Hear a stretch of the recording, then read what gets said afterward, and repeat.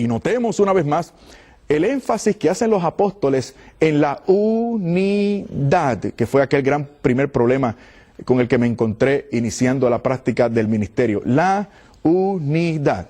Bueno, iniciando mis estudios, en el mismo primer semestre, tenía que hacer una exégesis, un estudio minucioso de un pasaje de la Biblia.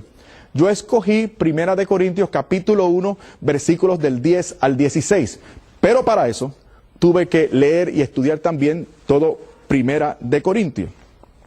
Descubrí algo bien interesante.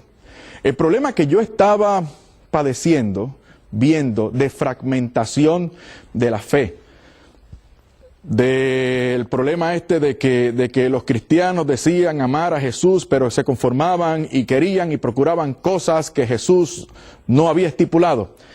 De ese problema lo trató también el apóstol San Pablo en 1 Corintios y en 2 Corintios también, pero me tengo que fijar ahora en 1 Corintios. Y el dilema fue el siguiente del apóstol San Pablo para los corintios. ¿Cómo es posible? Este es el problema fundamental. ¿Cómo es posible que ustedes digan tener un mismo Espíritu Santo y estén tan divididos? Importante.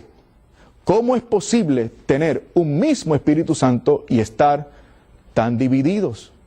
¿Cómo es posible, por ejemplo, en el capítulo 5 vemos un caso de incesto? En el capítulo 15 se trata de fijar la doctrina correcta en cuanto a la resurrección corporal se refiere. El capítulo 11 y el capítulo 10 también de 1 Corintios para establecer el orden en la observancia y celebración de la Santa Eucaristía.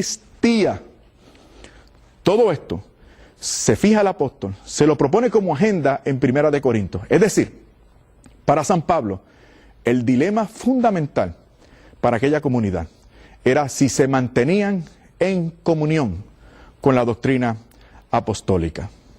Ese era el mismo problema que yo veía en mi comunidad, ejerciendo aquel ministerio pastoral y también enseñando la teología.